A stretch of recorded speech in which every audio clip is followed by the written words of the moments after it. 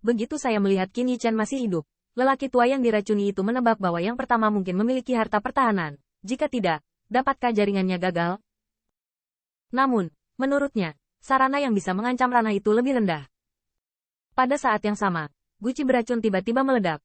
Perisai kekuatan abadi Qin Yichen, seperti aliran minyak panas yang mengalir di atas salju. Di depan suara semburan kebisingan, tiba-tiba busuk. Meskipun Qin Yichen telah mengambil tindakan pencegahan dan memindahkan belatung beracun sejauh mungkin, penghancuran diri kurang dari setengah kekuatannya. Tetapi racun itu masih meninggalkan bekas yang mengerikan pada 10.000 Taoisme. Bahkan jika racun itu seperti tanpa kesempatan, itu seperti antraks, Qin Yichen segera merasa seperti ada 1000 gigitan kalajengking beracun di tubuhnya, dan dagingnya hampir busuk. Rao begitu. Menghadapi cibiran menghina dan kejam Dulao, Qin Yichen memilih untuk menggertakkan giginya sampai akhir.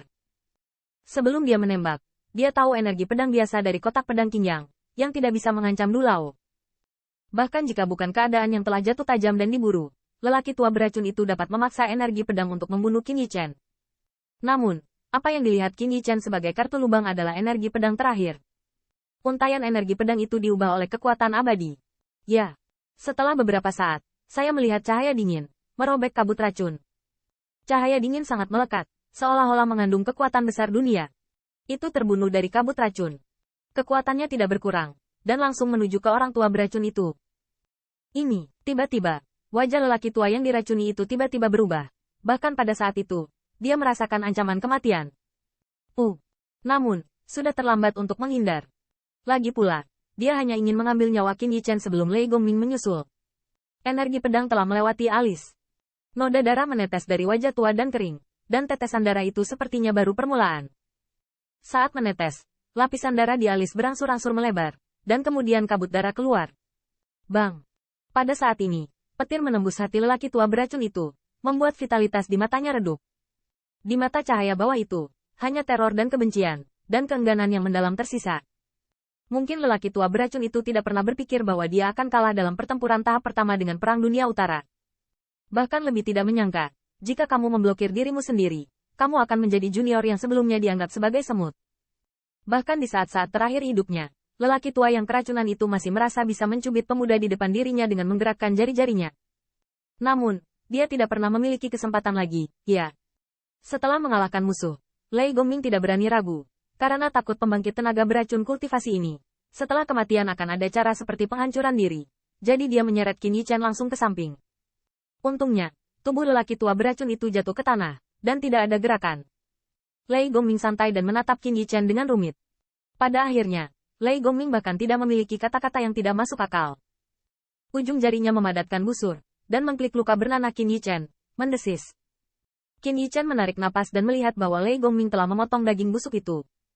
Busur itu berubah menjadi ular dan masuk ke dalam tubuhnya, membuatnya mati rasa. Pada saat yang sama dengan mati rasa yang masuk, racun yang telah menyusup ke dalam tubuhnya dimusnahkan. Lei Gongming menatap Qin Yichen selama beberapa menit sebelum dia merasa lega. Saya tidak tahu kapan, bahkan yang pertama berkeringat dingin. Kamu berbahaya barusan, tahu? Qin Yichen mungkin sangat bagus. Dia bisa menjadi orang tua beracun yang merupakan pembangkit tenaga listrik Istana Sueming. Dia memiliki kekuatan untuk mencubit yang pertama. Bahkan dapat dikatakan bahwa jika itu bukan kultivasi ganda Qin Yichen, dengan kekuatan roh mengganggu sebelumnya, dan lebih dari 10.000 pelindung dewa untuk mempertahankan diri, saya khawatir Lei Gongming telah tiba untuk beberapa napas, dia akan melakukannya. Telah membusuk setengah dari tubuhnya, Qin Yichen menyeringai, selain terkekeh, sebagian karena rasa sakit daging dan busuk. Qin Yichen menghadap ke medan perang, berbahaya. Siapa yang tidak dalam bahaya di sini? Jika kamu membiarkan anjing tua itu kabur, banyak jubahku akan lebih berbahaya daripada aku. Qin Yichen sangat jelas bahwa membiarkan pembangkit tenaga listrik seperti Dulao melarikan diri sama dengan membiarkan harimau pulang. Meskipun kotak pedang Qingyang diberikan kepadanya oleh Zhan Wuyuan untuk menyelamatkan hidupnya, dalam pandangan Qin Yichen, itu dapat digunakan untuk membunuh seorang ahli di Istana Neter Darah, yang dapat melindungi nyawa lebih banyak orang dalam Perang Utara. Lei Gongming menatap matanya dan tidak mengatakan apa-apa, tetapi keraguan di hatinya telah hilang. Dia masih khawatir Qin Yichen dan Kuil Wushuang akan ditolak oleh Lin Xuang dan yang lainnya. Pengecualian bukanlah pengecualian. Lin Xuang juga memiliki kepribadian seperti itu. Dia tidak meremehkan kekuatan Qin Yichen, tetapi Istana Prajurit adalah pedang prajurit utara. Setiap kali tujuannya tidak biasa, jika kekuatan Qin Yichen tidak dapat mengikuti, selain bahaya mereka sendiri, orang lain mungkin terlibat. Tapi sekarang, Qin Yichen membuktikan dengan kekuatannya bahwa bahkan di Wushuangdian, dia memiliki kualifikasi untuk diakui oleh semua orang. Tulang tanpa kepala Wang Lun, area tandus yang masih dipenuhi kabut racun saat ini, dan tulang orang tua beracun adalah bukti terbaik. Namun, pemandangan ini jatuh ke mata Blood Hades, tapi tidak diragukan lagi itu adalah pukulan telak. Racun tua sudah mati. Pemimpin perjalanan mereka benar-benar mati di depan mereka. Dan dia mati di tangan Qin Yichen.